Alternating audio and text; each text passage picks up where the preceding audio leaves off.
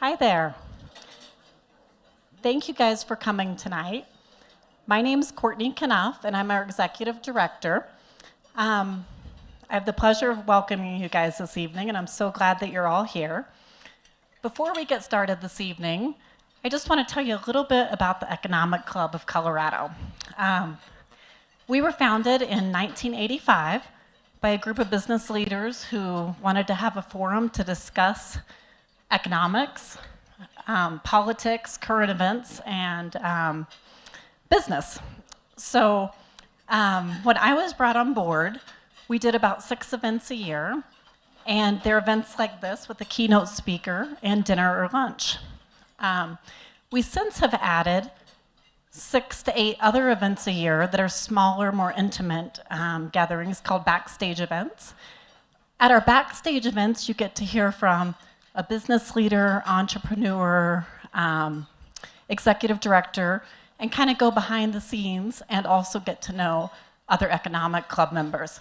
If you haven't been to a backstage event, please reach out to me or any other ECC member in the room because I think you'll really enjoy those.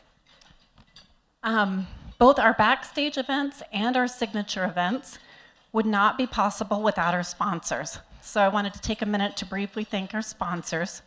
And tonight we have so many to be grateful for.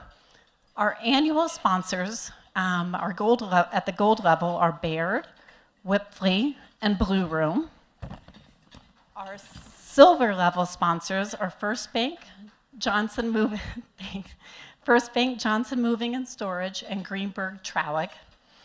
And tonight we get to have the honor of having some additional special event sponsors, Winged Kill Group, and a double sponsor tonight, Blue Room. So thank you all for that.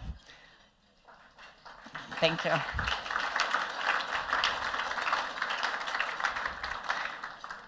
And then also our table sponsors, Case, Compass, Heritage Oaks Holdings, Monroe Capital, and PIMCO. So, as I mentioned Blue Room twice, thanks. Blue Room is a big supporter of Economic Club, and specifically Min Sohn, who is our chairman. Min couldn't be here tonight because he had a trip to Asia planned, so he's really, really bummed to miss this. And so he asked his friend Mark Falcone to stand in his place and introduce Peter tonight. So Mark, if you'd like to join me, we will get things kicked off.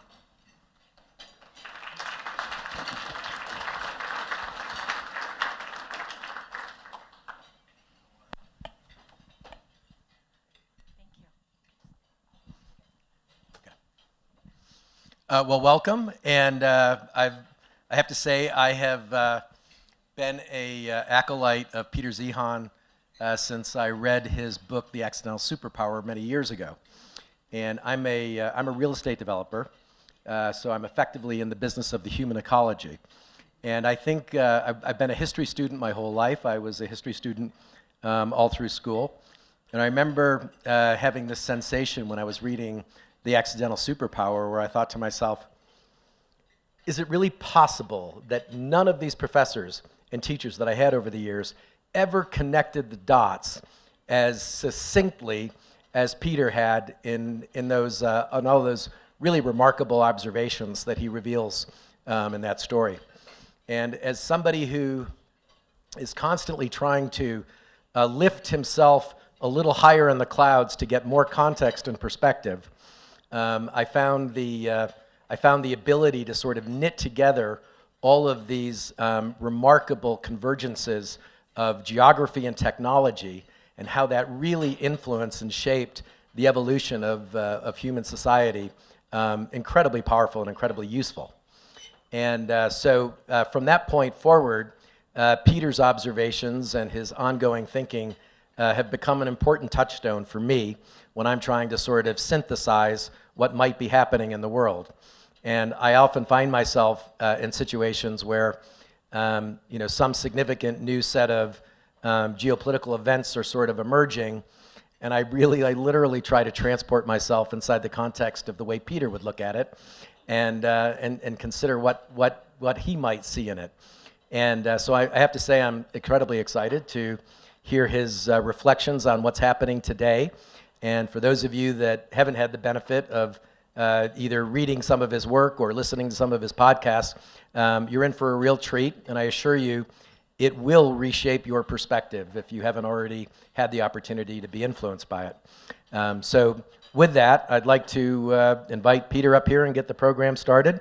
And thanks to Min and others for making this happen. By the way, Peter, I was so excited when I realized a few years ago that you live in Colorado, that we can claim you our own.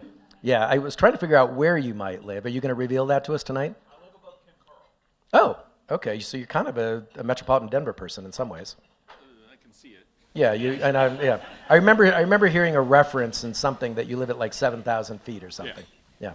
All right. Well, with that, Peter, come on up. All right. Hey, everybody. So this is one of those awkward things where they asked for 3 hours of materials but only gave me 25 minutes. We're going to jump right in with the fun guy, Stalin. Most important person to live in the last 500 years. Not because of what he did, but because who he scared. Us. We were so terrified of facing down Stalin on the plains of Europe that we changed the entire world so that we could bribe hundreds of millions of people to willingly be cannon fodder for us in the Cold War. We sent our Navy out to patrol the global ocean so that anyone could go anywhere at any time, interact with any partner, access any commodity or market, if in exchange you stood between us and Stalin. And that gave us globalization, that gave us free trade. That is the world that we know. And then in 1992, it was all over. And then a series of ever more nationalist and narcissistic political contests, of which we're still in that cycle, we went time after time after time with the guy who wanted less to do with the world. That continues from Trump to Biden. The only difference between their international economic policies is that Biden hired a grammar checker. Every tariff that Trump created is still there. It's just now been codified. Now, this affects everything. The rise to globalization, our backing away from it, all of it. But I think the best way to start out with this crowd is finance. This is net worth by decade. It's a familiar story. As you get older, your wealth goes up, you get a better job, you start a business. But the real magic happens when you turn 50, because that's the year that your single biggest expense, your youngest child, is now someone else's problem. And the money that you save from being an empty nester, you use to pay down your second biggest expense, which is typically your homestead. And on average in North America, when you turn 55, the house has been paid for, your income is the highest it will ever be, your expenses are under control, and the delta, that's 70% of global private capital, 55 to 65. That's literally where the money is. That's what drives the system. And then you turn 65 and you liquidate. Because if there's a currency crash or a market crash, you're screwed and you have to move in with your kids. And the millennials have made it very clear to the boomers that that's a one-way experience. So, this is normal, boring even, until Stalin. Because Stalin changed the way we live. This is the demographic profile for the Koreans at the dawn of globalization. Pretty standard profile. Children at the bottom, young adults, mature adults, retirees at the top, men on one side, women on the other. Normally it's a pyramid, because normally we're all living on farms. And when you live on a farm, kids are free labor. You have as many of them as you can put up with, plus one. That's how you find out it's too many. But with Stalin and globalization, everyone could specialize, and we could industrialize, and all the industrial jobs were in town. So we moved from the farms to the cities. And when you move into the cities, kids are no longer free labor. They're a free source of migraines. And adults are not dumb. So we had fewer of them. 70 years later, here's the Koreans now. Very different economic model. When you have a pyramid, when you have lots of young people, it's driven by consumption, kids and cars, education. But the skill sets are low. Productivity is low. And there aren't enough people aged 55 to 65 to generate the capital, so you have a high inflation, high capital cost environment. But when it opens up, you no longer have the consumption. You have workers who literally have decades of experience. They're very productive. The tax base is huge. You're awash in capital that's cheap and available everywhere. Your infrastructure is great. Your education is great. But you no longer have anyone to sell to. You have to export. Very different model. And the whole world has gone through this transition at different starting points, at different speeds, but we're all on the same road. And this decade, the Koreans run out of road because that bulge at the top moves into mass retirement. And we don't have an economic model as a species for what might work if you don't have consumption or production or investment. But the Koreans are going to find out this decade. And they're not going to be alone. The Germans, bottom left, same basic concept. If you want a Beamer, get it now. Get 10 years of parts. You're going to need those. United States, very different situation for two reasons. Number one, we did not invest our economy into globalization. We're the least involved trading country in the world because it was a bribe. If we had invested our system, we would have just been another empire. Second, there's a lot of elbow room in this country. So we didn't go from farm to city. We went from farm to small town to suburb to city. And those 2 extra steps bought us a lot of time. Our birth rate fell, just not as fast. You got Mexico, late bloomer Mexico. Didn't really start the industrialization process until 1992 with NAFTA. And since then, their birth rate has halved just like it has everywhere else, which means that they're running out of young people now. And net migration from Mexico to the US has now been negative for the last 15 years. Central America, by the way, most of the illegal migrants coming up now, they got a free trade with us 10 years after NAFTA. Another 10 years, that flow is going to be gone too. And then you've got China. That is already one of the 5 fastest aging workforces in human history, in the entire historical record. And 3 months ago, they updated their data. They're now saying that since 2017, their birth rate has dropped by over 2/3, more than what happened to the Jews of Europe during the Holocaust. And the Shanghai Academy of Sciences, who are the wise men who interpret the government statistics, say that this is still wrong, and that they've overcounted the population of China by over 100 million people, with all of the missing millions being people who would have been born since the one-child policy was adopted, which is a fairly sterile and academic way of saying that everyone who's missing is under age 40, suggesting that these yellow bars don't even exist. This is China's last decade. Not as an economic model, as a country, as a unified industrialized nation state. And now, assuming no more revisions, we are looking at the Han ethnicity vanishing from this planet by the end of this century. The challenge isn't the Chinese rise, it's the Chinese collapse. Okay, a little bit on us. Could talk about this for an hour. Okay, baby boomers, largest generation ever, which is another way of saying that they are the largest capital class ever and the largest workforce ever. As of the fourth quarter of last year, half of them had already retired. And so, over the last 3 to 4 years, we have seen capital costs triple because they liquidated their savings. It's not the business cycle, it's not the Fed, it's demographics. And it will last until another large generation enters their mid-50s. Those will be the millennials. I see a lot of millennials out of there. A couple things to keep in mind. Number one, the oldest millennial next year is 45. The young bucks, you are not. And in 12 years, when you're entering your late 50s, millennials having midlife crises. I can't wait. But you will finally fill out the ranks of the capital suppliers in a way that my generation, Gen X, can't. We just have to wait for you to grow up. Workforce. The generation coming in from below is the Zoomers, smallest generation ever. So the largest generation ever is leaving, the smallest generation is taking their place. This calendar year, that's a shortage of 450,000 workers.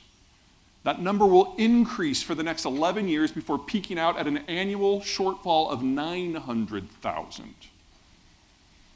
This will last until another large generation is born, grows up, gets trained, and enters the workforce. Those will be the millennials' kids, and they won't enter the workforce in large numbers until 2045.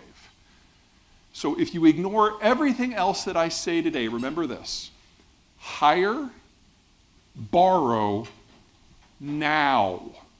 These are the cheapest capital costs for at least 12 years and the cheapest labor costs for at least 22. Don't wait 3 months or 6 months or 9 months or for the business cycle to turn. That's not the limiting factor here. It's the number of people. And if you want to grow a workforce of 30-year-olds, you had to start 31 years ago. That's just how that works. All right. Let's put some bullets in the Chinese. This is average monthly wages for a number of Southeast Asian countries that I'm actually pretty bullish on in a deglobalizing world. Here are our Mexican partners, very competitive, right in the middle. And here are the Chinese. We've never seen that sort of increase in labor costs, not even during the Black Death. The Chinese are now one of the most non-competitive workforces out there. Mexican labor is twice as skilled and 1/3 the cost. The only reason we still think of China as a major economic power is because of the sunk cost of the industrial plant. And that's not nothing. $35 trillion of industrial infrastructure, that's huge. You don't just turn a page and forget that that existed. But they're no longer price competitive in anything that they produce. It's legacy, that's it. Let's talk finance again. This is the private credit curve for the United States. And that build from the right side to the middle peak, that's the subprime build, 2000 to 2007. We doubled total private credit in 8 years. It was too much, too fast. As a result, we had a recession that knocked 5% off of headline GDP. This is our baseline. Same data, different scale. Again, the bump in the middle, doubling. Here's Canada. Any Canadians here today? Wow, good security. Okay. Now, I would argue that from 2000 to 2007, the Canadians had the healthiest banking sector on the planet. They had made none of the mistakes that we did. They didn't have something that they called subprime. They didn't do asset-backed securities. And then the Great Recession happened, and they had a very Canadian response. Americans just had the greatest recession ever. We can totally have a greater recession. And they systematically dismantled every safety on the entire sector and tripled down on every bad decision we had made for the previous decade. They get to about 2014, they're like, maybe we don't want to win this one. And they dialed it back. I wouldn't say they're out of the woods, but I feel a lot more confident now than I did 10 years ago. Germany. If you want to get a house in Germany, you don't get your 20% together and go to your bank for the other 80. When you talk to the bank, they're like, this is great, you want a house, wonderful. You give us a deposit today for what your mortgage payment would be. And then you do that again next month and the month after and the month after and the month after for 60 months. You have to prove you're not a credit risk. Then, 5 years on, you can apply for the loan. There are many deep, structural, I'd argue system-killing problems in the German system right now. Credit overextension is not on the list. It is in Greece. 7-fold increase of credit in 7 years. So far, they've had a 55% reduction, 55% reduction in their headline GDP, and then COVID happened and just scrambled all the data. Here's Australia. Now, Australia and the United States have a very similar political system, federal system, and regulation of finance, just like here, is at the top. Just a handful of people do it. It's one of the reasons why the regulations in our countries tend to be more effective. Decisions could be made very, very quickly and implanted on the whole system. So when the financial crisis hit here in 2007, Sheila Bair of the FDIC, Paulson at Treasury, Bernanke at the Fed, they all basically crowded around a two-top at a bar in DC, and literally on the back of cocktail napkins, she tells this story better than I do, worked out what we now know as TARP in like a half an hour. And it was part of policy within 24 hours. And it was very American.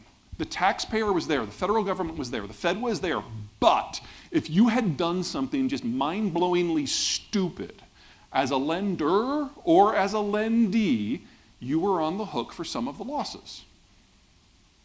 In Australia, they had a very similar response. Without that American catch, all mortgages were guaranteed. And if you could prove that you could make your mortgage payments with a 100% government guarantee, then you automatically qualified for a second mortgage, and a third, and a fourth. The Aussies have not yet begun their credit correction, and when they do, you will not want to be down under. India, very similar policy to Australia, but if you wanted the credit guarantees, you had to be a friend of the Prime Minister. And here's China.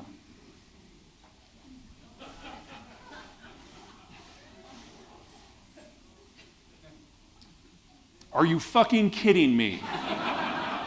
This is what we're scared of? On a good day, China is a badly run Enron. We know how this story ends. We know how this story always ends. That doesn't mean you don't get growth, though. When the money is free and bottomless, sure, you get growth. You heard what's going on in their housing sector? Shanghai Academy of Sciences, the same wise men, they now estimate there are enough spare condos that have never been lived in that collectively they could house somewhere between 1.5 and 3 billion people. Yes, they got growth building them, but they're probably only worth 10 cents on the dollar. Can you imagine in this market here, if we had a 200% overbuild in housing, what would happen to the market? And that's the life saving of most Chinese. So there's going to be a social aspect to this when it goes down. Oh, and this loan bilge, wrong word, loan boom, the sector that's most affected is agriculture. So they get famine too. Now, this is normally where a hands-on government with a good understanding of the problem and a lot of smart people can buy time. That's not what they have. Chairman Xi has intimidated into silence or literally exiled, executed, or imprisoned everyone within the system who's capable of conscious thought.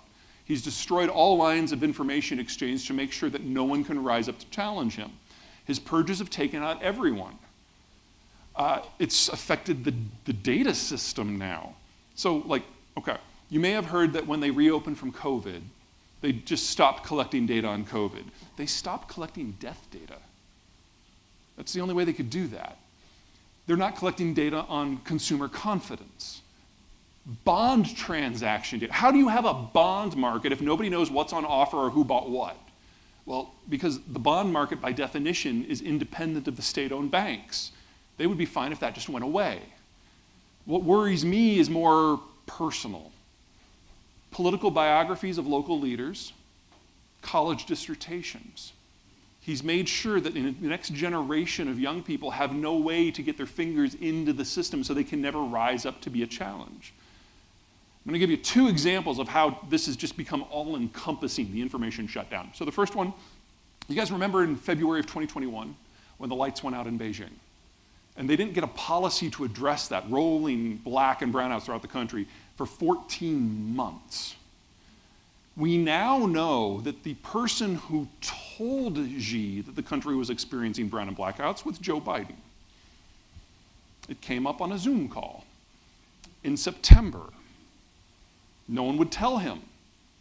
Now, don't be mad at Uncle Joe. He didn't know it was a secret. We could see it from orbit. It was in USA Today. It's like we thought everyone knew.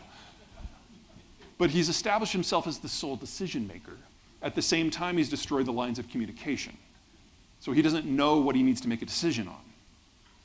But I think the better example I can give you is that stupid balloon. Now, when that thing floated in from Canada, thanks for that, by the way, Canada. I had the same response as our president. Clearly, this is a spy platform. Shoot it down.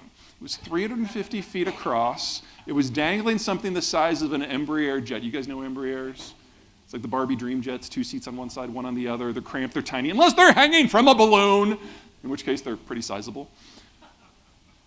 Shoot it down, let's see what we're dealing with. But unlike China, in the United States, there's information flow within the government. We're not that far gone.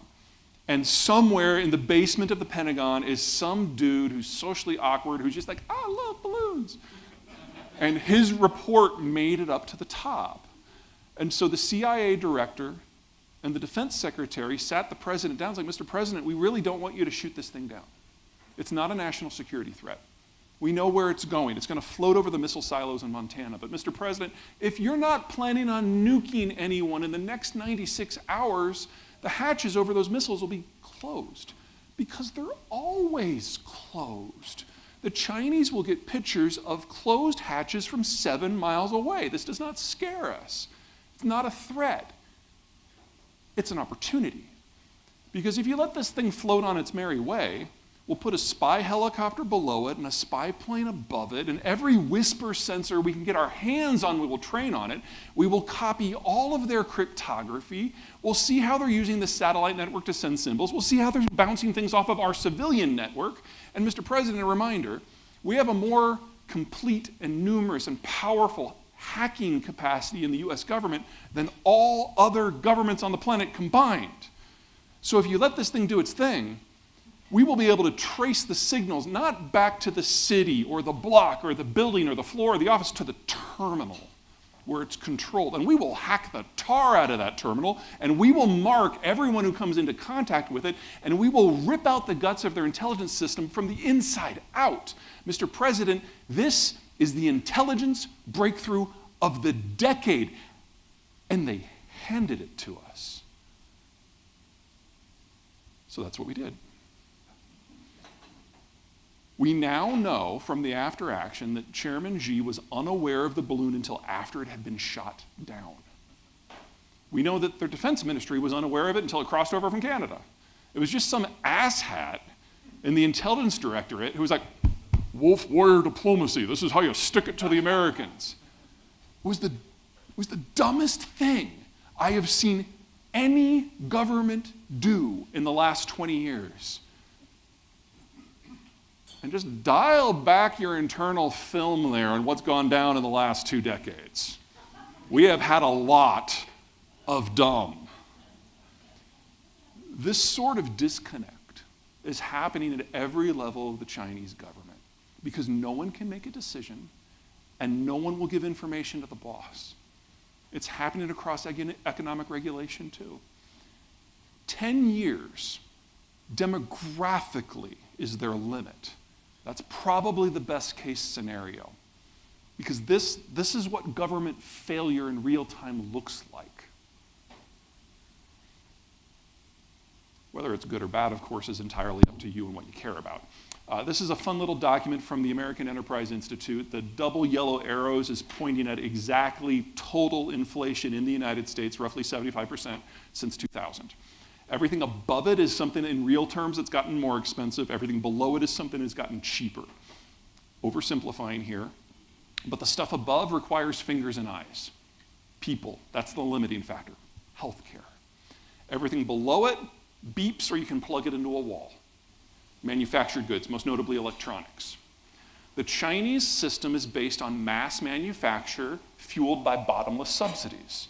So if you can do it with a relatively unskilled population, and China's population is relatively unskilled, if all it takes is capital, they do it at scale. And we have benefited from that for the last 25 years. It's kept the cost of living down. That's the part we have to figure out how to replace, ideally in the next 6 years. The alternative, we don't have stuff. I'd rather have stuff. Inflation. United States and Canada, similar systems, similar patterns. On the far right, that's where we are now. It's been coming down pretty steadily for the last 8 months. Why? 2 things. Most of the inflation picture that we're having well, actually, small part of the inflation picture we're having, maybe a quarter of it, is the baby boomers retiring. It's pure labor inflation. It's part of the system now. It will be part of the system for decades to come. The other 3/4 is mostly COVID. Think back to those days.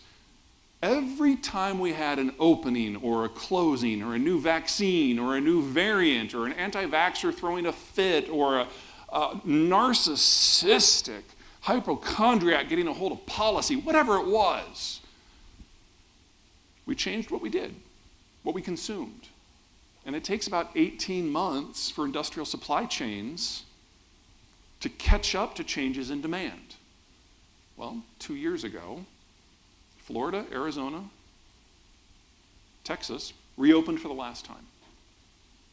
Over the next 5 months, every American state plus Alberta followed. And then about 3 to 6 months after that, California and the rest of Canada joined in. It's been 18 months. And so you've seen inflation steadily coming down. Joe Biden deserves none of the blame for inflation going up, and he certainly doesn't deserve any of the credit for going back down. It was us, and it's over. I'm more worried about longer term stuff, and for that we need to look back. So we've had 3 big phases of inflation in Anglo-America. We had that first bout of industrialization and urbanization.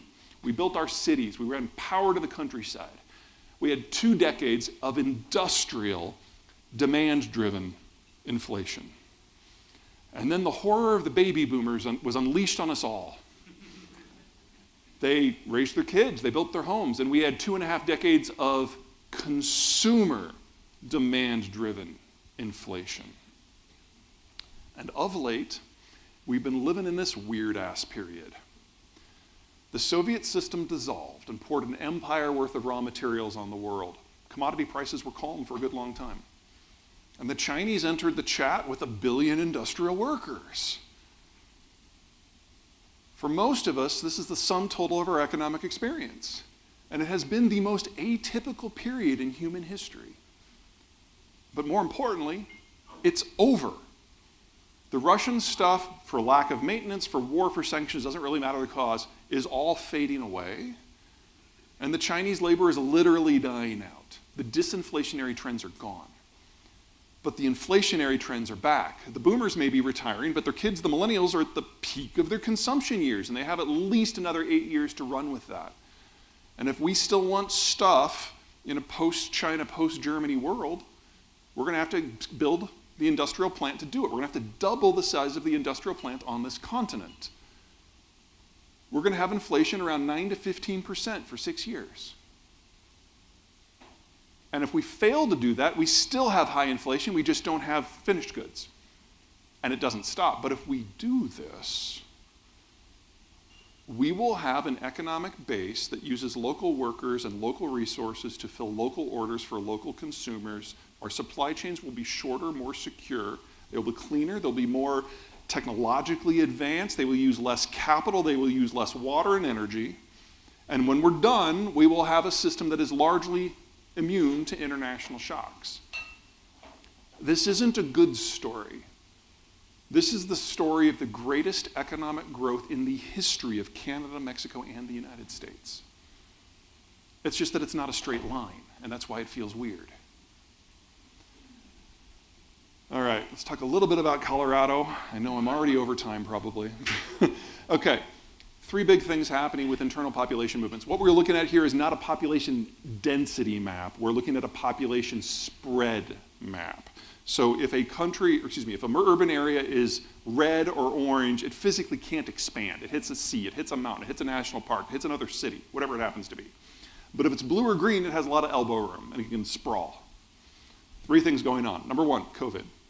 Who wants to be on a bus next to someone who's hacking up a lung? We're voting with our feet. We're moving away from the cities that you need mass transit to function. Those are the cities with circles. Number 2, the boomers are retiring and they never want to shovel snow. They're moving where it's warmer. And then 3rd, the millennials are finally, 6 years later than they were supposed to, having kids. And that means the coastal urban environment that they wanted for their 20s is no longer appropriate. And they're moving into places where they can have a yard. So they're moving out of the reds and the oranges and into the blues and the greens. And we're seeing a net gain for population centers roughly from Salt Lake City down the Front Range into Texas and up to about Richmond. That U is seeing strong population growth from internal migration, and everyone else is seeing population loss. Oversimplification, but that's kind of where we are, and I think that's where it's going to stick for the next decade. Now, on top of that, we've got the manufacturing picture. Here are our manufacturing mega regions where the population centers and the infrastructure allow integration for multiple supply chain steps. There's a lot of stories on here. The Texas Triangle is going to be the #1 growth region because it's cheap land, it's cheap capital, it's cheap food, it's cheap energy, and it has access to Mexico. It's been our fastest growing zone for 30 years. It will be for the next 30. The southern states have figured out how to turn alcoholism into an investment policy. They just get lots of bourbon, they go, they drink foreign investors under the table, they get them to sign things that they don't remember, and lo and behold, when they come home, it's a model that works.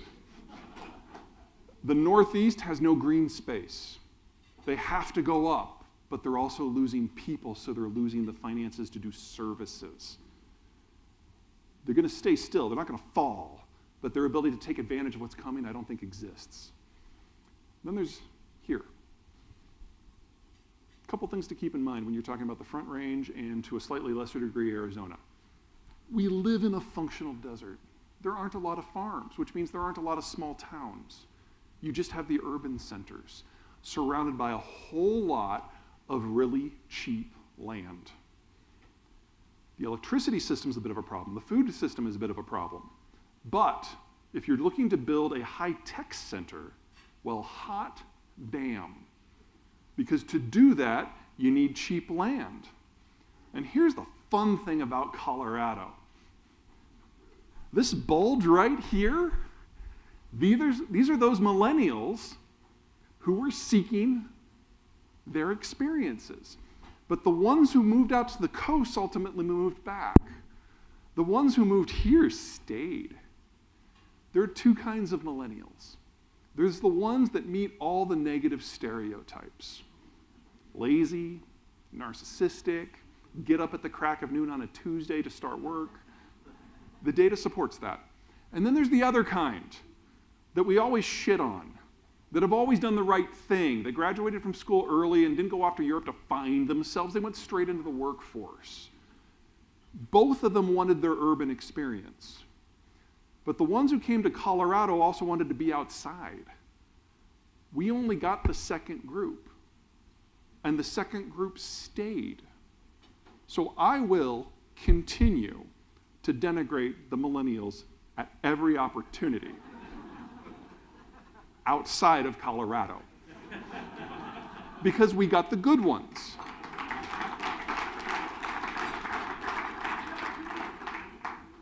We're not going to go into smelting. We're not going to go into textiles or agricultural processing. But the Front Range and the Arizona Sun Corridor, that's where the tech is going to be. And regardless of what you think of China or Taiwan or the rest, we're going to have a limited ability to have a supply chain for those technologies, especially when it comes to high-end semiconductors. And for the most part, it's going to be here. All right. If you're looking for more, the video log and the newsletter is on the left. It is free. I will never share your data with anyone. If you ever happen to come across something, however, that you're like, oh, I would have totally paid for that, give the money to the link on the right. That is MedShare. It's a charity I support. They provide medical assistance to communities who, for no fault of their own, have lost the ability to look after themselves. So, for example, if the Russians are bombing your power grid, MedShare will come in and help out with surgical kits, fuel, and generators for hospitals. This goes specifically to the Ukraine page, and for the month of November, I'm matching all donations. Okay. All right.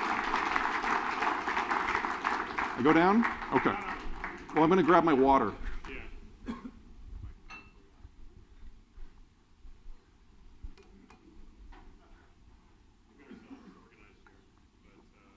time, and let's see if Peter can handle it. Woohoo. Thank you, sir. No problem. I'm a millennial, so I'm not sure if I'm offended or because I live in Colorado. I'm just going to assume you're here for the right reason. You're exempt. Yeah, I'm exempt. You can sit there. Well, thanks for the quick tour through demographics and the globe. No problem. That was quite intriguing. I think one of the key things that stood out to me is we continue to go through, sorry, I should introduce myself. I'm Alex, I'm an Economic Club member and here to facilitate a conversation with Peter. Mark? Mark Richards, hello. Nice to have you all tonight. We'll do a couple minutes here grilling Peter, and then we'll give the opportunity to you guys to grill him as well and see if we can't stump him, but I doubt it. Anyway, I was curious about the population charts. And as we continue to reshape what the future looks like, we're looking at fewer people. And I'd be interested, as you think about inflation, tightening labor supplies, tightening goods supplies, those pieces with a change in the working force, we're also then losing a big chunk of people that are buying less. How do those factors play into your view on the capabilities of the globe to handle whether it's inflation or demand? On a global basis, you basically just put in a nutshell what the problem is. I mean, even if the United States decided it wanted to try to maintain the system, and I would argue that's beyond us, there aren't enough young people on a global basis to consume what global production capacity is at the moment. So this was always going to end this decade. Whether it's because there's a war or just a population bust, it really doesn't matter at this point. Yeah. I saw your video, I think last week you were in Columbus. That sounds right. Doing a video about an Intel plant. I travel a lot. An Intel plant or something going up along the Ohio River. I grew up close to the Ohio River, and so know that waterway pretty well. But what is the U.S.'s capability, but also the political interest in becoming a manufacturing powerhouse again? I feel like we've got a lot of headwinds from whether it's policy or regulation that slow the development of manufacturing. Well, something to keep in mind that of the first world countries, we have the lowest regulatory burden, bar none. And one of the advantages of being a federal system is you've got 50 different sets of policies, and you can mix and match and try different things. And so all 50 states are not going to double their industrial plant. No. Just Texas. Texas is probably going to triple. Northern Mexico is probably going to triple. Here, it's going to be a really squishy figure because so much of the tech sector is also in services, so it's kind of a hard measure.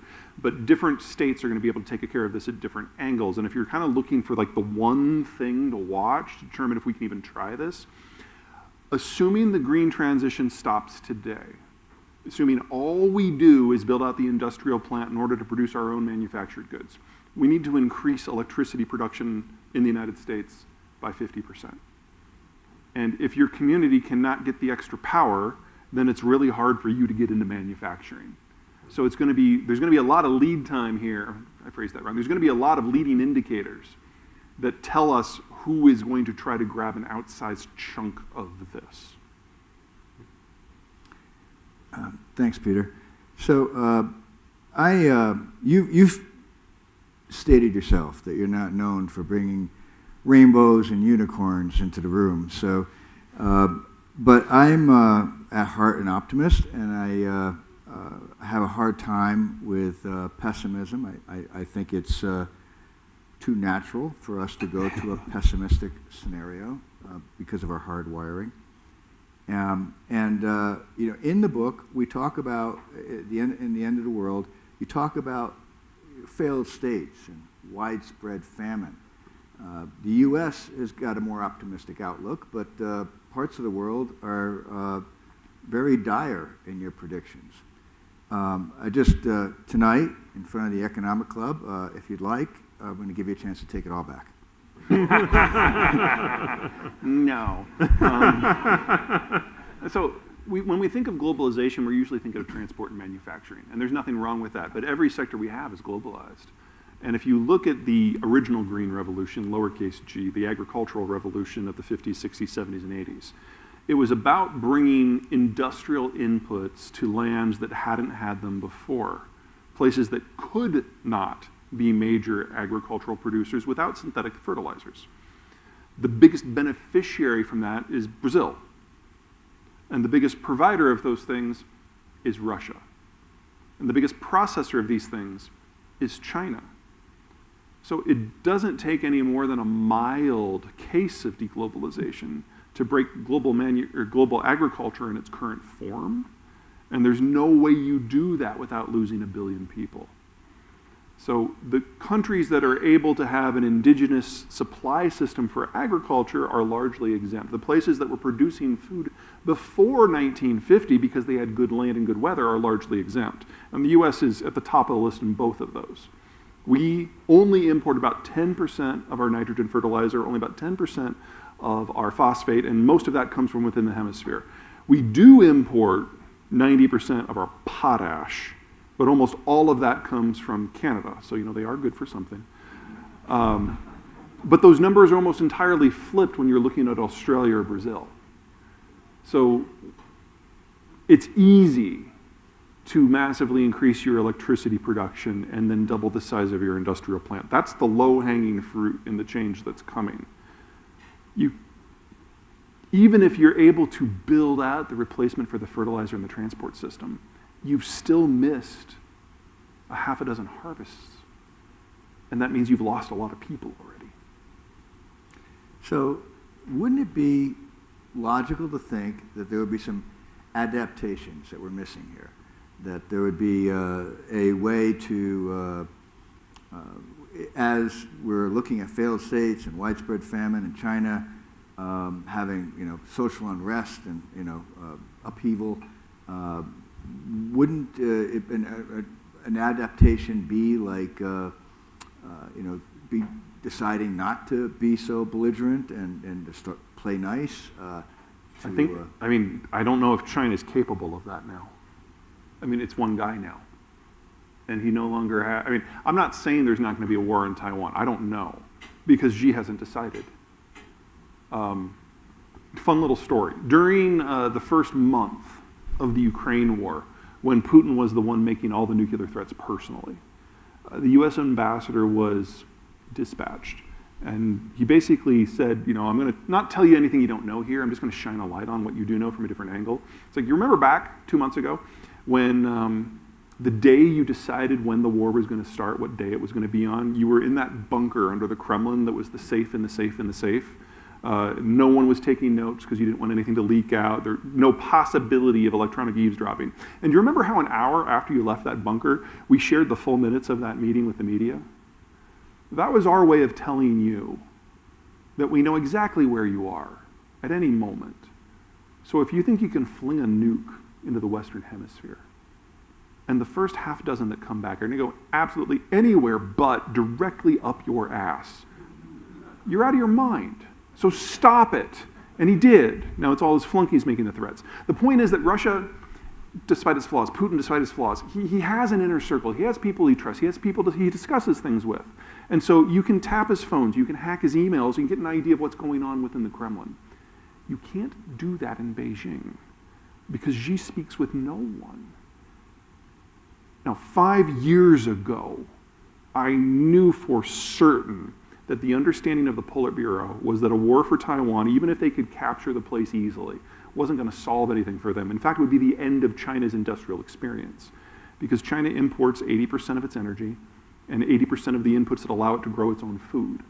So you put 2 destroyers in the Indian Ocean basin, and it all shuts down. And you have a post-industrial collapse, complete with a famine in under 6 months, that within a couple of years probably kills half the population. They knew that. I don't know if they know that anymore. No one's certainly going to remind Xi of it. And so you've got this leader who is imbibing almost nothing but his own propaganda. The official strategic military plan for the PLA now, the People's Liberation Army, is Xi Jinping economic thought. He wrote a treatise on the role of military in society, and they now study that instead of doing proper wargaming. And so I can't tell you that there's going to be a kinder outcome here that's more based on compromise and reality, because Xi has made sure that he's not part of that reality. And that makes it unpredictable. But I don't think there's a lot of hope for kind of a nuanced negotiation here. You guys remember when Blinken went out in the aftermath of the balloon fiasco? He went so he'd have a conversation with the foreign minister about how far up the information blackout went, and he found out that the foreign minister hadn't spoken to Xi in 4 months. This isn't a country anymore. This is just a march. Well, at least we have living in the U.S. and in Colorado on our side. We got that going for us. Not suggesting we're the paragon of political discussion here, but at least we have a discussion. Yeah. Is that, Mark, I think your question was, or at least where Peter, you took it, was the unpredictability of some erratic leaders. And as I think about that, I think about our own erratic leaders, or the people at least in the roles. I'm not sure we can call them leaders, but their capability to, whether it's park a nuke up, Putin's ass, or park a destroyer in the South China Sea, and the wherewithal, political wherewithal, or trading power that they've got to be able to do that. Well, is it there today? I guess we have to talk about Biden. We don't have to. We can talk about the general So, DC. Well, it's when it comes to foreign policy decision making, it's one guy. There's not an institution. There's a person. And Biden, from a foreign military strategic point of view, I think is kind of a B-rate president, which is the best we've had. Not Trump, not W, not Obama, not Clinton. Yeah, since Herbert Walker Bush. Definitely the best on security issues since Herbert Walker Bush. Admittedly, it's a low bar. And he's clearly losing his mind. Gives you an idea of how low the bar is. One of the beautiful things about having a president that's older than the pyramids is that he remembers the pyramids. He's seen the long run of history, and he's definitely a subscriber to the age-old American doctrine that our system is so stable that all we have to do is outweight them. And that's a correct assessment. Doesn't mean that we can't have better policy on a day-to-day basis. Definitely not saying that. On an economic point of view, oh my God.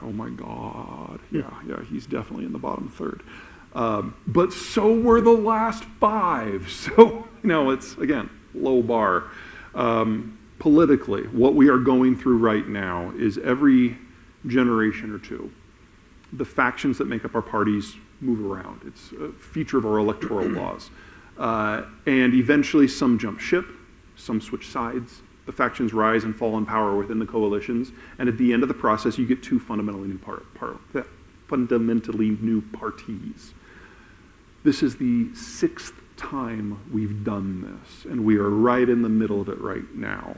So the business community and the national security community have been kicked out of the Republican coalition, and the unions have left the Democratic coalition. And so if you're wondering why economic policy in Biden and Trump eras just makes no sense, that's because it makes no sense. Because the people who have been responsible for making economic policy in this country for the last 180 years, for the first time in 180 years, aren't even in the room. They're not allowed in the room. And you've got MAGA who thinks that the business community is part of the problem. And then you've got the Greens on the other side who want to punish the business community. And until such time as the unions or the business community or both end up in one or the other coalitions, this is just where we are. So this is definitely one of those times where, thank God, we're a federal system where the state and the local governments are responsible for most of the policies that affect us on a daily basis. Well, let's look at geopolitical again. We've been hearing in the news about the axis of evil. Yeah, it's back in vogue, isn't it? Yeah. And we've certainly been reviving NATO and the idea of the allies banding together. Does this have any realistic potential for another world war, given the alignments? Probably not. What's going on in Gaza is a tempest in the teapot. The Israelis and Hezbollah have already made it clear that while they're with Hamas to the end, what the end means is the end of this press release. So there's not going to be any intervention there. And the Saudis have almost publicly come to the conclusion that they can't wait to restart negotiations with the Israelis on normalization. So Hamas and Gaza really are on their own. That doesn't mean I feel great about that, because the humanitarian tragedy that is unrolling here, so far the best estimate is we've only got 10,000, only have 10,000 dead Palestinians. I'm amazed that number is so low. 40% of the population has already evacuated Gaza City, which was the best infrastructure in the Strip. And so now we've got an area that has no food and no energy, and people living 3 people to a cot. Those numbers are going to skyrocket because it's going to take Israel at least a year to clear out Hamas. So this is going to get real ugly, but it's limited to Gaza. These people can't go anywhere. The Israelis would love if they all walked into the Sinai. And the Egyptians said that the only way they will allow that is if the world allows them to shoot every Palestinian as they leave Gaza. Yeah, people forget that the Egyptians used to control Gaza from 48 to 73, and, and no one had a good time. So this isn't going to spread. That doesn't mean it's great. It doesn't mean if you should feel happy about it. It's just it's not going to spread. The war of the day that matters is, of course, the Ukraine conflict. You guys remember in the opening days of the war, that giant convoy coming down from Belarus and how it stopped on the 4th day because the Russians forgot fuel? That's when we found out that the Russians don't know how to fight a modern war, or really any war. It's not an army that can't do combined arms. It's a mob with guns. But if there's anything we understand about the Russians is that they feel that in order to be secure, they have to limit the ability of outside powers to reach their space. And that means getting back to something roughly akin to the old Soviet boundaries. If they can do that, their total exposure to all international powers is only about 500 miles of territory that they have to block. Where they are now in post-Soviet Russia, there's over 3,500 miles. So they're right on the reading of the map. And so if they are able to overwhelm Ukraine, they will go for Poland, Romania, Latvia, and the rest of the eastern tier of NATO. And we will obliterate them in a conventional fight, because they clearly can't function in that way. And then the only tool they will have left will be nukes, and they will use them. So we have to keep the battle bottled up in Ukraine in order to not lose Chicago. And that's why the decision was made so firmly and so consistently and so early on providing the Ukrainians with absolutely anything that they can prove that they can use and maintain. The Germans were very, very clear on that. The Germans have gotten a lot of shit they don't deserve. Like, if you cannot maintain the equipment we give you, we're giving you paperweights. Let's not waste anyone's time. Everything else is details. A lot of details. Anyway, that's a war that can escalate if it gets beyond Ukraine. And so that's critical. I don't know if I'd call it a world war, though. And then China is stewing in its own juices, and if there is a conflict as China falls, it'll be a naval one, and will be one they're going to lose in a matter of weeks, if not days, because they can't project. They have a lot of ships, but only about 10% of their fleet can sail more than 400 miles from land in a combat scenario. And the only ports that they have beyond the Chinese mainland, they rely on American naval cover to reach. Like Djibouti wouldn't help in a war at all. So yeah, I'm really not concerned about the Chinese fall from a military point of view unless Xi just gets some wild-ass hair. Just keep in mind that the degradation in decision-making that we've seen across the Chinese system applies to the military too. And how do you fight a war if no one can make a decision? Well, that almost sounds optimistic. It's like, I don't want to overplay it because it's become a black box because of how Xi has structured the thing. That doesn't mean there can't be a war. I'm just saying that if there is a war, I doubt the Chinese are going to do nearly as well as a lot of people think. But they've got how many millions of troops? Yeah, but if it's a ground war? If they go into Vietnam, they're going to be treated with the same gentle fury that they were the last time they went. They went right after we were in Vietnam, and they had just as much fun as we did. India's on the wrong side of the Himalayas. Can't cross. Kazakhstan, what does the winner get? Siberia. The Russians made it very clear under Yeltsin, a policy that has not been updated under Putin, that we won't try to meet you with tanks and troops. We'll just nuke you. So that leaves the ocean, and that means they have to swim. China can die in a box. It's entirely possible. It's happened many times in history before. The difference this time is that they've urbanized everyone, destroyed most of their farmland, and they have no replacement generation. So this really is the final generation of the Chinese existence. This is the end. It's just a question of how they go out. And what does it look like at that point? Is it a regional, tribal kind of a... It's a possibility. I mean, this will be, I think, I have to go back and get this number for sure. I think it's the 27th time that civilization has collapsed in China. This is not new. The whole over-centralization versus spin-out is the cycle we see over and over and over. If I was to guess, because of the over-urbanization, because of their dependence on foreign inputs to keep their population alive, I would guess that the northern section, which you can reach on horseback if you need to, will kind of fall in on itself and implode and have the worst famine in the human experience that'll kill at least half the population within a decade, and kind of falls into a neo-warlordism, neo-Maoist tyranny of just the southern cities from Shanghai to Guangzhou will probably go their own way. Historically speaking, that's how it's always worked. And historically speaking, they've gotten the majority of their foodstuffs from not mainland Asia. It's a model that works, and maybe it'll work again.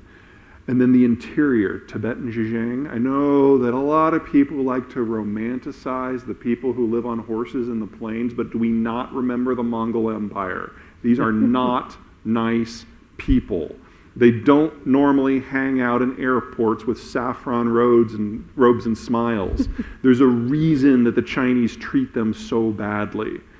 And as soon as that noose is off of their neck, oh my God, the bloodletting that will happen. That's a problem for another day, though. You talk about the potential inward collapse there in China, but to me, I would think you've got, 30-odd provinces in China that Give or take. all have their own little kings. And Not anymore. Xi killed them all. He killed them all. Okay, they were too corrupt. Yeah. So, well, we had a 10-year anti-corruption program. The first 5 years, he got rid of all the regional leaders. The next 5 years, he gutted the two factions that put him in place. You guys remember Hu Jintao and Jiang Zemin, the former presidents? Those factions. You remember how last year, when Xi anointed himself president for life, how he physically dragged Hu Jintao off the stage on live television? Yeah. That was glorious. Oh my God. I mean, don't get me wrong, it was horrible for Hu, but he was kind of a jerk. It's now just Xi. He spent the last 3 years going after business and academia. Wait, sorry, Mark. Well, I was just going to, again, try to pivot towards optimism. Who do you think is going to be the winner besides the United States in this new global order and after deglobalization? What countries that maybe haven't been reaching their full potential in the current environment will thrive? I can break them into three categories, which there's some overlap. So the first are the countries that globalization was kind of a raw deal for them. They have good geographies. They have the ability to defend themselves. They have a military that's right-sized to their needs. They're not dependent on international trade, never have been. But under globalization, everyone else rose up, and the United States' backing of globalization meant that their good geographies didn't matter for 75 years. Now they will again. Japan, Turkey, and France are the big three. The Japanese, by the way, have cut a deal with both Trump and Biden. They're the only people who see this coming, and they've gotten ahead of it. So good for the Japanese. France will be its own way, but we're going to be siblings with all the arguments over pointless things that siblings have. But at the end, we'll have our back on anything that matters, and then Turkey is absolutely going its own way. Argentina falls into that category if they can figure out how to get their heads out of their asses. Any positives in Africa? Africa's a weird one. You don't seem to talk about the continent Well, much. yeah, the issue is that the geography is really, really hostile to integration and infrastructure. Yeah. You've got jungles, you've got deserts, you've got a series of stacked plateaus. The Chinese have put a ton of money into Africa. Right, but that's basically capital flight. That doesn't count. The African growth story of the last 15 years, to be perfectly blunt, is boomer capital. It's been a consumption boom. They've been borrowing. It's a Greece story. And now that the capital is more expensive, it's already over. Now, there are little pockets around the edges where the population can integrate because it's flat and they have decent access to the sea, and these zones can participate in whatever's next. That's like Nigeria, South Africa, Kenya, Uganda, Angola, probably Senegal. And those zones have an interesting future, I think, but the rest of it does not look good. Anyway, number one, the ones that had good geography before, that will matter again. Number two, the ones who have association with the United States for whatever reason, Canada and Mexico being at the top of that list. And the third one being places where the geography would normally argue against them being successful, but it also means they're insulated from what's about to happen. And I think primarily about Southeast Asia in that regard, because they've never really had a regional war because they couldn't get at each other through the mountains and the jungles. So you kind of have a mini globalization happening in Southeast Asia, and then a degree of partnership within the Western Hemisphere, with the Japanese kind of hand-holding among those three groups. Interesting. Yeah, that's still a pretty good story. Yeah. Well, Courtney is telling me it's time for questions from you all, and She's we've so got, bossy. She is. She needs a big clock though, because we don't stay on track ever. Courtney, where would you like to go first? We're going to go right here. Hi, Peter. Thank you for the talk.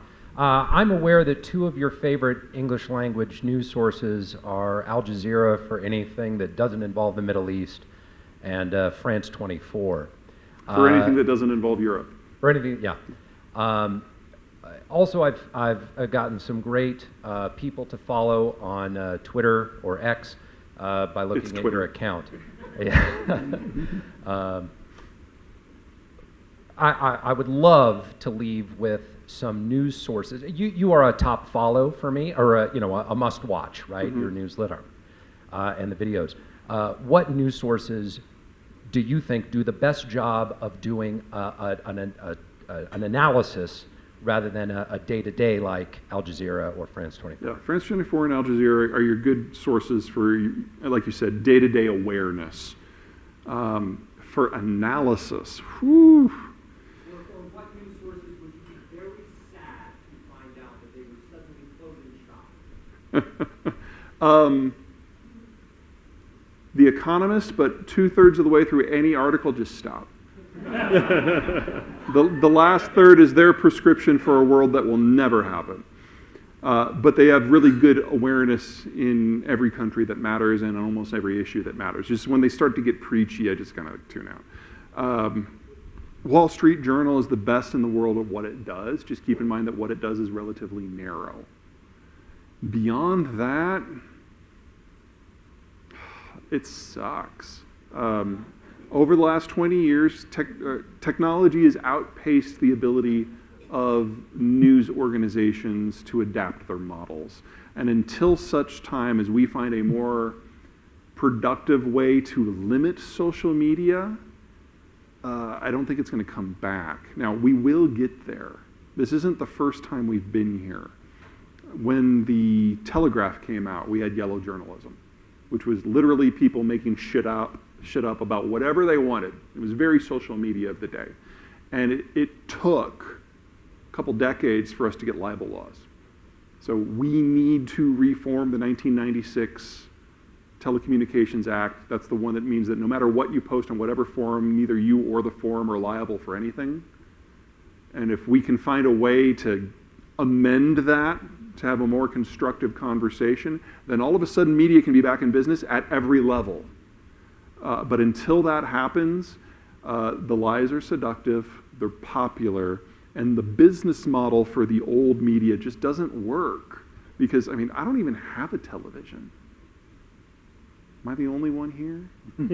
I see lots of naughty millennials. Okay, it's not just me. We have another over here, Peter. Hey, Peter. So, I had a couple of questions. One, because every time I've heard you talk about the Jones Act, Ugh. I know. I was wondering if you could do me a solid and just steelman the argument, however idiotic you might find it, about why someone would think it's a good idea to have it keep going. And then my other question I wanted to squeeze in is with, Congress right now is trying to squeeze Ukraine aid, Israel aid, and the smorgasbord of fights that are going on about how much. Where do you see that going in terms of American commitment with as domestic politics keep firing up? I mean, we have rallies and riots all the time about helping people. But here we are spending $100 billion plus on Ukraine aid. Where do you see that going in the future? Do you think the American public is going to continue stomaching foreign aid? The American public is wildly misinformed about the reality of the situation. The aid to Israel to this point is very thin because the Congress hasn't acted yet. And the aid to Ukraine is over 90% used equipment that was slated for destruction. So honestly, the Ukrainians, from a financial point of view, are doing us a solid. It's probably destroyed by now. Yeah. So it's like just the countries that have sent cash to Ukraine are primarily European. And by the way, the Europeans for the last 4 months have sent more in total value of stuff to the Ukrainians than we have. So again, the story is because that people have a benefit they perceive in basically lying to everybody on a regular basis. So, I mean, you're still asking the right question, what will people tolerate, but people don't understand what they're tolerating. I mean, our financial contribution to the Ukrainians is negligible. To your earlier question, Jones Act, it's really very simple. The jobs in the domestic shipbuilding and management industry are 100% unionized. And the unions have left the Democratic coalition. And we need to double the size of the industrial plant. How many of those jobs do you think are blue collar? So we're at the start of the greatest run of organized labor in this country's history. And no one in Washington wants to piss them off. Even more than 30s. Much more. Huh? Got a couple down front, Courtney. Okay. Hi, Peter. Thanks for coming tonight. Thanks for having me. So in reading your book, listening to some of your podcasts, I think one of the things that you do that is part of what makes you so interesting is you follow these trends, whether they're demographic or economic, to their logical conclusion. But in reality, there seems to be a lot of other things that come into play, whether that's substitution, new technologies, new trading blocks, all sorts of things. And what I found in kind of your book was that you followed kind of the current paths down their logical conclusions. I'm curious where you see places where you think there's a big margin of error in your analysis Sure. and conclusion, or where you think that, certain countries or geographies might actually have a chance to really change what seems like the logical conclusion that they're leading to. Yeah, I would argue that any futurist is going to have some version of that issue because you've got to choose the things that you think are going to change the trajectory versus the things that aren't. I think one of the reasons why I'm in a better position than most is because I do so much with demographics. And if you want to move the demographic profile, you have to start decades in the past. And until we figure out either mass cloning Star Wars style, they have to come out of the box with skills, or time machine. We're kind of locked in to those forecasts. Geopolitics a little bit different. Individual decisions do matter, and every once in a while we do get a leader who twists history. I don't think Biden's that person. I think Trump was, and I think Trump sped it up. The challenge in what I do is figuring out what to ignore. And that's where technology gets really, really tricky. Because if we figure out a new battery chemistry, for example, then all of a sudden the green revolution goes from this weird, expensive waste of time to something that really can change the human condition. It just takes that one thing. Now, we don't have anything that's even at the prototype stage, and today, the next generation of nuclear reactor was canceled. So even my backup plan for what the green transition might involve has now fallen through. But the problem with technology in general is it requires two things to move at pace. You need a lot of capital to pay for it, and you need a lot of young people who are wired together to imagine the future. Well, the millennials are getting too old and the capital is now gone. So if technology can't at scale be part of the problem, we have to deal with the tools that we have now. Or rely on specific leaders to take us down a different path. And Wakanda? That would be awesome. Just throw some vibranium at it. Hey, Peter. Question is about U.S. national debt. Oh boy. So there is a lot of talk about the boogeyman there. Maybe give you a little bit of the perspective there. Did inflation help out with devaluing that debt? No. Where you see that going? Up. Does it scare you? A little. How do we manage that? We don't. Hyperinflation? No. Okay, so next year it looks like we're going to have $1 trillion in interest payments. That's a big number. That's significantly more than defense. But I still don't overly worry about it. So a couple things. Number one, the Japanese have shown us that even with an egregious level of debt, a first world country that keeps most of it domestic can manage just fine. So if you include their pension arrears, they're at 500% of GDP now. So we can quadruple our debt level before we get into something that might push the envelope. This is not a recommendation. 500%? Yeah, 500% of GDP. That's not pushing the envelope? From a national coherence point of view, no. I'm not saying there's not an opportunity cost. Yeah. If we had stuck with the Clinton program from 35 years ago, or however long it's been, we would have paid the debt down to zero. We would have already paid for the retirement of the baby boomers. We would be in a very different macroeconomic environment. And as a fiscal conservative, I would have loved that. We made different choices. A series of bipartisan presidents made very different choices. We forget often that it's not one party or the other. W set the record in the post-war era for deficits. Obama said, hold my beer, and he doubled it. Trump came in and he's like, I'm going to make it huge. And then we have Biden, who is on track to double it again. This is across the parties. However, we're the global currency, and there's no pretender to the throne. At the BRICS summit in South Africa, the Chinese, the Indians, and the South Africans said they had no interest in a non-US dollar-denominated world. None. Wasn't picked up here because that didn't match the de-dollarization mantra that is going around. But in the rest of the world, the only country that really wants to move beyond the dollar is Russia, and they just want everyone to use the ruble. No, Chinese. Chinese don't want to. The Chinese don't? No, they're very happy with the dollar. As long as that's the case, we can do things with our currency that no one else could do, and that includes monetization. Now again, this is not a recommendation. But the first roughly $800 billion of deficit spending, as a percentage of GDP, that's right at our average growth rate for the last 50 years. So that's kind of free, if you will. And we can go up to 500% of GDP. So at the current rate that the debt is increasing, we still have at least another century and a half. Covers me. Well, I mean, again, this is not my recommendation. The opportunity cost is significant, but we're not staring down a monster here, at least not for a few decades. And keep in mind that everyone else is in such a worse position because we have, again, the millennials, or as I like to think of them, the taxpayers of tomorrow. Checkbooks. Peter, Leo Tillman, thank you for the talk. One of the most fascinating talks I've heard in quite some time. Thanks. What is the scenario where Russia expands beyond Ukraine?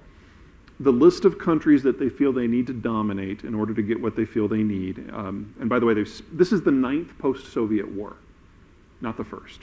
So there's a pattern here. If you think you can just give the Russians some land and they'll stop, you clearly don't know recent history.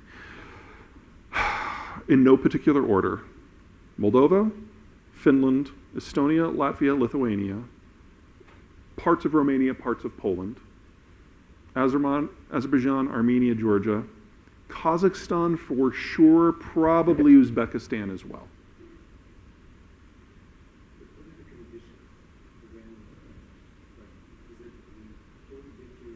What are the conditions? Okay. The Putin plan for the first 2 decades of his reign, feels weird saying that, was that all we have to do is make sure that the West isn't present and that we control the top level elite so that we can have this as a buffer that we control, but we don't necessarily have to occupy. And what they've discovered in the last 10 years is that doesn't work. Because if you have a cozy, corrupt elite that's beholden to the Kremlin, that generates resentment, even if no one on the outside is manipulating events. And one of the things that deglobalization is bringing us is other people manipulating events. It used to be during the Cold War that if an ally started mucking around with Soviet interests, we brought the hammer down on them. Because nuclear war was the risk, and if there was going to be an escalation, we wanted to make sure we had that on a very tight leash. With the United States stepping back, all of a sudden everyone else is doing things on their own. And one of the things that the Russians are having difficulty processing is the most aggressive supporters of Ukraine aren't American. They're Polish, they're British, they're French. Oh my God, the French are in the game again. It's so much fun to watch. But there's now 50 capitals, including the Australians, who just don't want to feel left out, who are playing very, very actively across the former Soviet space. And there's very little effort from the United States to ride herd on this because Biden can only focus on so many things at a time. And I don't mean that as a slam on Biden. That's just the nature of the world that we're in now. And that means that the Russians' only option is direct control. And so it's an occupation. It's a deliberate genocide to whittle down the numbers. Go ahead. Talk to us a little bit about California. What are you after? You know, on its progression, right? I mean, it really dominated U.S. economic sort of momentum for 50, 60 years. Okay. Well, think about the environment we've been in for the last 40 years. We've had the baby boomers, at the peak of their consumption, then moving into the peak of their investment. And those two trends dominated a lot of American economic patterns, especially in California. California before the 80s was kind of backwards, wasn't in the top tier, certainly didn't have Silicon Valley. They had an agricultural system that was, because they just couldn't compete with the Midwest or the general South. But with globalization and with the baby boomers turning to capital providers, that shifted. Globalization set the East Asian Rim on fire from a growth point of view. And a lot of manufacturing moved there. But Americans still wanted stuff, so we imported largely through the West Coast. And so that's the Long Beach story. That's at least a third of the LA story. That's part of the Tacoma story and the Seattle story. Second, all of this capital combined with millennials seeking their urban experience. That's the Silicon Valley story. And so we had this weird transformation where manufacturing left, but processing of manufactured goods became huge. The agriculture changed because instead of them producing beef and wheat and rice, they sold to the price-insensitive Chinese and produced cherries and pistachios, products with very, very, very high margins, environmentally devastating, but California's not consistent, but it made a huge amount of money for the valley. And then Silicon Valley would do the programming and the design of systems to help digitize and, dematerialize a lot of productive processes. And so that hurt a lot of the United States, especially the old steel belt. But the people who managed that process and developed that process in California did very, very, very well for themselves. So California went higher and higher and higher up the value-added chain in a number of industries. Well, that trend's over. Their number one source of population growth, number one and number two for the last 30 years has been migration from the South, that's now negative, or migration of millennials in, that's now negative. The capital's no longer there. And when China breaks, that's the last of those three big trends that created the California we now know. And they'll be left with regulation. That's not enough to run a system on. So they're going to have to reinvent themselves. Now, they've done it before. I have full confidence they can do it again. The question is, how long is it going to take them? I would say more than 5 years. And in that time, California becomes the sick man of the United States. The one in the back there.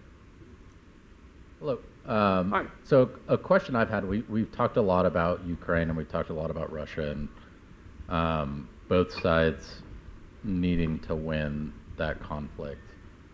From your Technically, we just need to not lose, but I follow you. You're right. They need to not lose. So how does this play out?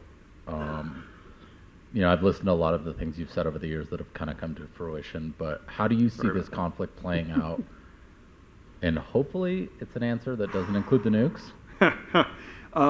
Anyone who feels that they've got a good grip on where this is going is not being honest with themselves. Everyone's assessments, my own included, were proven wrong in the first week of the war and then the first month of the war and certainly by the end of the summer. That the Russians could botch it so completely that the Ukrainians, with nothing more than a few jeeps, could have 2 lightning counteroffensives that would just regain so much territory so quickly. Oh my God. And then now the Russians have rediscovered how to fight a defensive war, so they can be taught. It's up in the air. There's 2 ways this can go, in my opinion. Whether or not it goes quickly or slowly, I don't know. Number one, they eventually do overwhelm Ukraine, the Russians. If they do that, it will be because the West loses the ability to supply them with equipment for political or more likely for material weapons or material reasons. Our ability to manufacture what they need is limited. And once we get through all of those back stocks, we will have the choice between giving them our mainland stuff or very little. We're not going to hit that this year. We're not going to hit that next year, but probably the year after. They are spinning up. We are spinning up what we can produce, but it takes time. The Russians are spinning up faster, and their tolerance for pain is much higher, and that's before you consider their ability to, say, bring in stuff from China or Iran or North Korea or wherever else. Those all come with their own ifs, ands, and buts, but it's a more reliable product stream than what we can do in the long run. And then if we do get to Poland, where we are forced into a direct fight, we will have nukes fly, and that's one of the reasons why the Biden administration is pulling out all the stops on missile defense. There's a fear we're going to need it. Second scenario is the Ukrainians win. But even if they purge the Russians from all of their pre-war territories, that's not enough. The Russians know that if they lose this, they cease to exist as a coherent country in under 2 decades. And so they're going to try again and again and again, as long as they can. And so for the Ukrainians to prevent that from happening, they will have to cross into Russia proper and neutralize a couple of major logistics hubs. That's an invasion of the motherland. That would justify nuclear use too. So we're in this really weird-ass, unfortunate situation where the best case for us is to fight to the last Ukrainian within Ukraine. Now, the Ukrainians I've talked to in the government, they're fine with that because they know the alternative is to die to the last Ukraine at Russian hands without weapons and the ability to fight back. And for them, there's no choice here. I would love for there to be a third way. I don't think there is. Got a question. Courtney, how much time do we have? Yep. Yikes. I don't want to follow that. That's Okay. It's pretty dire. So thanks for giving us a lot to think about, Peter. So 2-part question. There's a lot of headwinds out there, obviously, that you've identified globally. And there's a lot of countries. You haven't mentioned the recession word. Is that coming? And it's in Germany. It's in a lot of parts of the world now. Is that where the U.S. is heading? And then second part, how do we trade this? You've got a lot of ideas. We're all capitalists at the end of the day. So next 2 years, what are you short and what are you long? I don't play the short game. Well, not companies. I just mean countries and industries. And let me do the second one first. I'll just tell you what I do. I'm very bullish on the United States in general. but I also have a very good appreciation for the countries that are going to help us turn the page historically. The problem is that most of them, like Mexico, don't really have functional capital markets. So I like US, large and mid cap, in manufacturing, more and more small cap. I like companies that are energy intensive in their operation because we have the cheapest electricity and chemicals and oil on the planet. I like companies where the demand for their product is demographically driven because we have the healthiest demography in the rich world and Mexico has the healthiest demography in the advanced developing world. And if that end product is also exportable, I really like it because that means that we've got competition around the world that's going to be falling and they're going to need this stuff. So I like chemicals, I like refining, I like food processing, and I like anything that deals with urbanization in the United States because we have so much population movement internally that U of cities all need to expand their physical footprint. So that's what I do. What was the first question? Recession. I don't know. I understand why people think that there might be a recession imminent. I understand why people have been thinking that for over a year. I don't know. We're in such a weird place, historically speaking, that the normal supply-demand trends don't line up in a way that they have before. I mean, I understand why inflation's high. But we need to expand so much in terms of industrial infrastructure that it's going to overwhelm a lot of the normal activity that we see. And the combined consumer base in the United States still has $1 trillion of cash, and we're still an economy that's 2/3 driven by consumption. So it doesn't feel to me like a recession is preordained, even though I understand all the warning signals, whether it's the yield curve or inflation or something else. I get it, I understand. Something, though, that you have to increasingly take into account, especially when you're looking beyond the United States. Every economic theory we have, every economic indicator we follow is predicated on a relatively stable relationship among capital, labor, supply, and demand. And when you flip the demographic pyramid, none of it makes sense anymore. So outside of the US, these measures are going to become increasingly useless. And even in the United States, we're still aging. So the relationships aren't going to be as firm as they used to be. That's going to make your job harder. But it's going to make foreign direct investment really interesting. Thanks, Peter. We're going to take just a couple more questions. So I'm just curious to know, you haven't talked about AI. Okay. And I'm just curious to know what your thoughts on that as a shock to the system. Sure. So let me give you the good and the bad. First, the good, so I can end where I'm more comfortable. I, as a rule, don't bet on technology solving our problems because there's a time horizon. You have to get to a certain point in development before it can be applied at scale and solve the problem. And if you had asked me 18 months ago if I thought AI was going to make it, I would have said no. I mean, yes, they can recognize cats in videos. The economic case for that is somewhat limited. ChatGPT, when it came out a few months ago, partially changed my mind. This is something that's like right at the tipping point now. And that's really interesting to me. However, the ecosystem to produce the sub-4 nanometer chips that are necessary for AI to work is the most vulnerable industrial process we have on this planet. 90% of the chips are made in one town in Taiwan, and the fabrication facilities that allow those the supply chain that allows those fabrication facilities to function is fully global, and half of that supply chain only produces one product, half of the companies in that supply chain only provide one product for one customer with no competition anywhere in the world. A single country, doesn't matter which one really, falls out of the constellation and the fabrication stops. So we're in this race right now. Can we produce enough of the high-end chips before that system goes down in order to apply AI? And will we have enough that AI can manifest everything that we hope it can do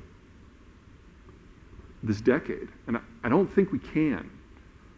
We're going to be able to apply it to maybe one or two things. Is that agriculture, so we save 1 billion lives? Is that defense? finance? Is it automation? We're going to have to decide that as a society and as a government. But every day that these facilities keep running is just a little bit more of capacity that we can throw at things. If I were a betting man, I would guess that it would go to defense and agriculture, just playing the numbers. But that would require very, very firm government hand in that decision making. Because we all know that you guys are going to use it for stock trading.